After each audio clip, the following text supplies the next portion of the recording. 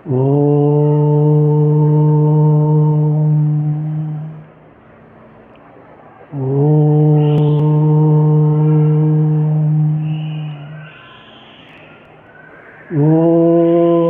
భూర్భువస్వః తత్సవితుర్వరేణ్యం భర్గో దేవస్య ధీమహి ధియో యో నః ప్రచోదయాత్.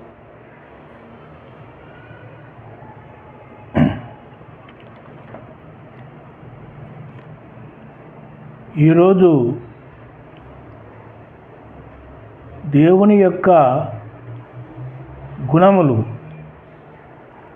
అతను స్త్రీ కానీ పురుషుడు కానీ నపుంసక లింగమునందు కానీ లేడు. అతడు ముక్తుడు కావున అతనికి మూడు లింగములలో నామమున్నది.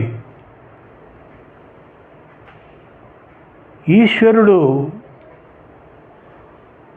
ఎలాంటి వాడు అనే పదానికి ఇప్పుడు అర్థం చెప్తాను. నతస్య ప్రతిమా అస్తి యస్య నామ మహద్యేషః హిరణ్యగర్భ ఇత్యేష యస్మాన్ నజాత ఇత్యేషః.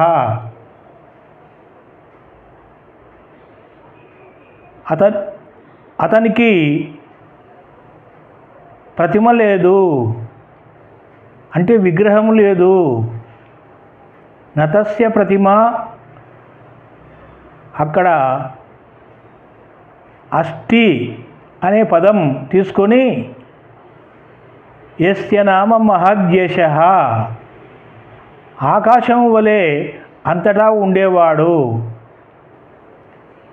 హిరణ్యగర్భ ఇత్యేషః,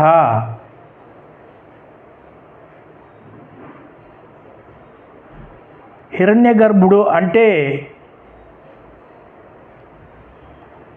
ప్రకాశించేటటువంటి లోకములన్నీ అతని యందు ఉన్నవి, ఉండి అతనిని ప్రకాశింపజేస్తూ ఉన్నాయి. కాబట్టి హిరణ్యగర్భుడు అనే నామము అతనికి చరితార్థమైంది. లోకములన్నీ, తారలన్నీ అతని యందు ఉన్నాయి కాబట్టి అతనికి హిరణ్యగర్భుడు అనే నామం సార్థకమైంది. తర్వాత యస్మాన్ నజాత ఇత్యేషః, అతనికి ఎవరు ఎప్పుడు కూడా పుట్టడు. నజాత, అజుడనే నామము అతనిలో ఉంది.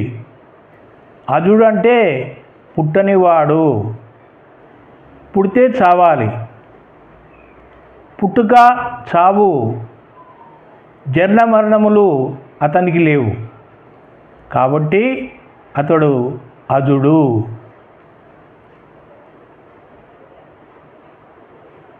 యస్మాన్ నజాత ఇత్యేషః, ప్రతి ఒక్కరూ ఈ గుణం నజాత ఇత్యేషః, అతను ఏషః ఏషా ఏషిం అని పిలవాలి. అంటే మూడు లింగాలలో కూడా అతని యందు గుణములున్నవి, అంతటా ఉన్నాడు కాబట్టి అతనిని ఏషా, ఏషం, ఏషా, ఏషః అని పిలవవచ్చును.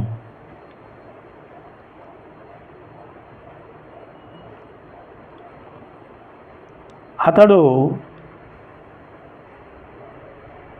అనేక నామాలు కలిగి ఉన్నాడు. కానీ మనకు దయానందుడు సంక్షిప్తంగా 100 పదాలే రాశాడు. 100 పదాలు రాస్తే అనుమానం తీరిపోతుంది. పండితులకు మాత్రమే అనుమానం తీరుతుంది. విద్వాంసులు కాని వాళ్ళు ఆ పదాలకు అర్థం తెలియదు. కాబట్టి విద్వాంసులైన వారే అర్థం చేసుకుంటారు. అతడు నిరాకారుడు. నిరాకారుడు కనుక అంతటా ఉన్నాడు. దేవుడు సర్వవ్యాపకుడు. మన శరీరం కూడా అతని వలననే తయారవుతుంది.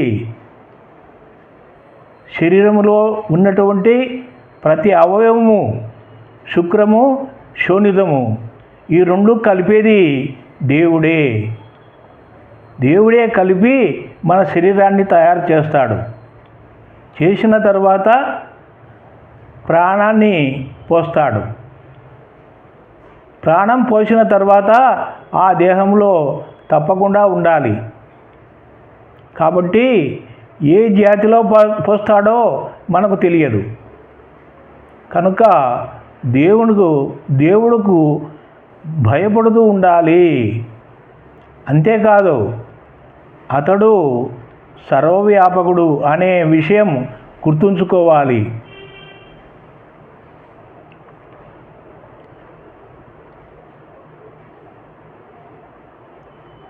దేవ శబ్దమునకు వ్రాసిన అర్థములన్నయు దేవి శబ్దమునకు ఉన్నవి. పరమేశ్వరుని నామములు 3 లింగములలో ఉన్నవి. బ్రహ్మ, చితి, ఈశ్వర చేతి. బ్రహ్మము, చితి, ఈశ్వరుడు. ఈశ్వరునకు విశేషణమైనప్పుడు దేవుడు. చితి శబ్దమునకు విశేషణమైనప్పుడు దేవి అవుతుంది అని దయానందుడు సత్యార్థ ప్రకాశంలో రాశాడు. కాబట్టి ఈ విషయం మనము ఎప్పుడూ గుర్తుంచుకోవాలి.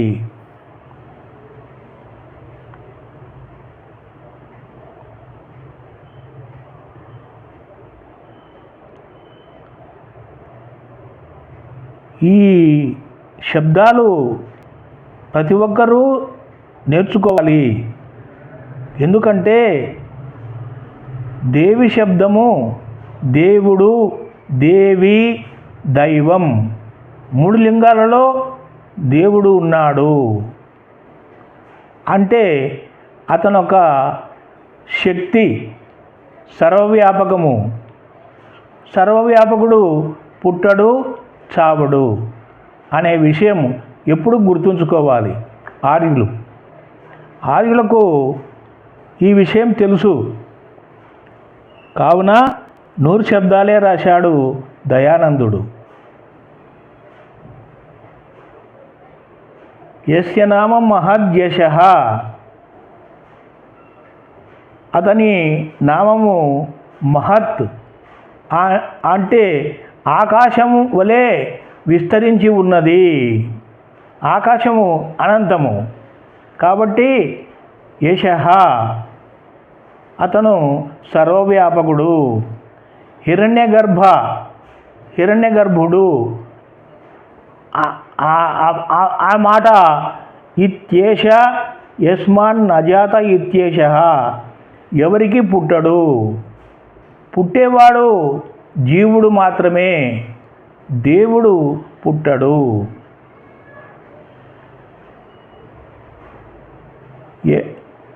ఈ వాక్యము దయానందుడు బాగా తన శరీరాన్ని బలి ఇచ్చి వ్రాశాడు.